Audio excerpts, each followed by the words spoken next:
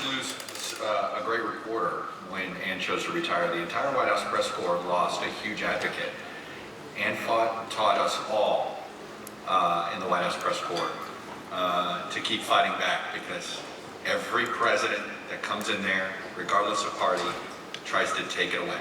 Every one of them. Ann's been there to tell us to keep fighting and keep fighting back. So she's not there. I hope others are picking up that ball.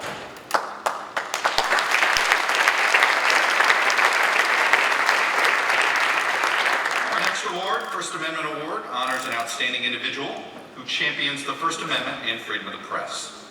And here to present the First Amendment Award is the Director of News and Programming at WDEL Radio and Chairman of the Radio Television Digital News Foundation, Chris Carl.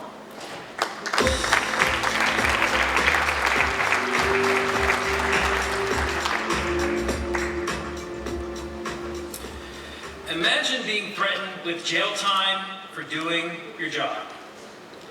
Imagine being threatened with jail time for following a freedom that's outlined in the U.S. Constitution. Imagine being threatened with jail time for doing what you know to be is the right thing.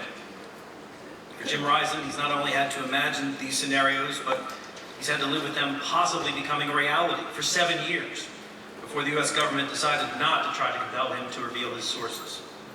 He was the first to break the story about the NSA's secret wiretapping program that was monitoring Americans' phone calls without a court warrant.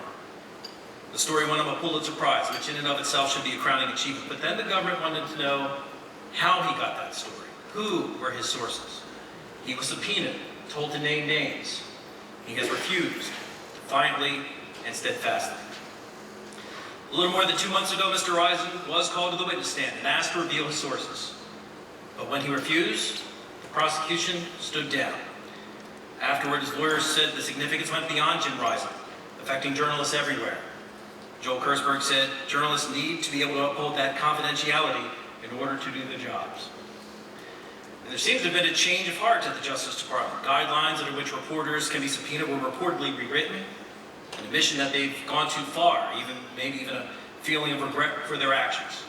Whether or not that was a personal revelation by outgoing Attorney General Holder or a more permanent course of action for the DOJ remains to be seen.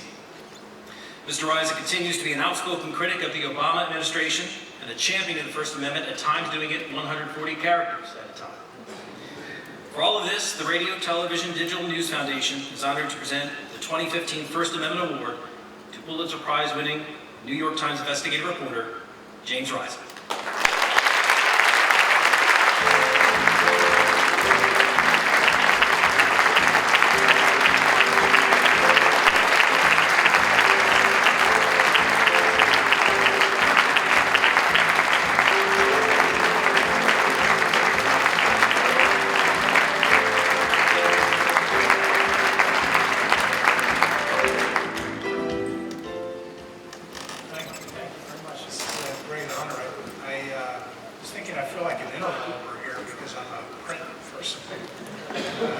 And I really know nothing about television or radio except what I hear and read and see.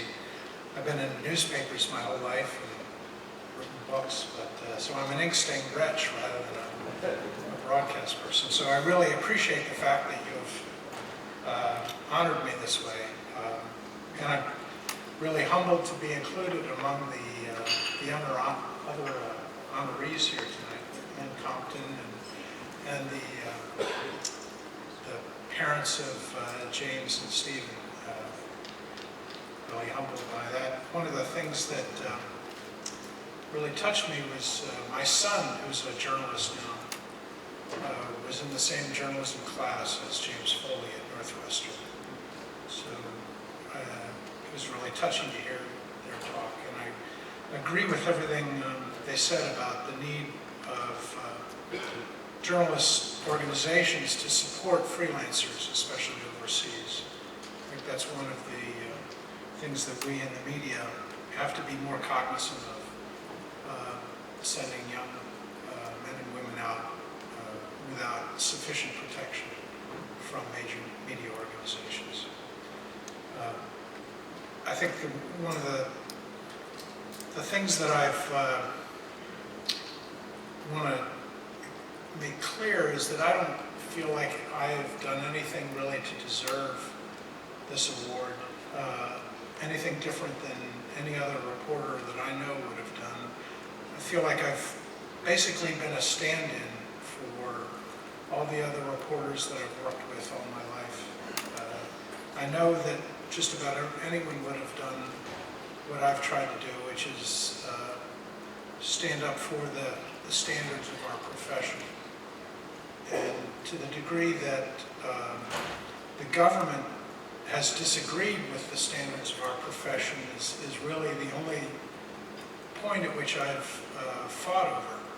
I don't think I was trying to do anything different from what we all agree is necessary to protect free press in the United States, which is commit aggressive investigative reporting and then maintain the confidentiality of our sources when we do it.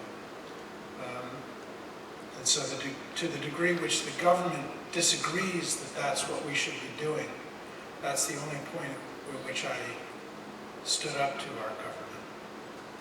And I think that if anything comes from my case, I hope that the government in the future thinks twice about going after the next reporter, either broadcast or print.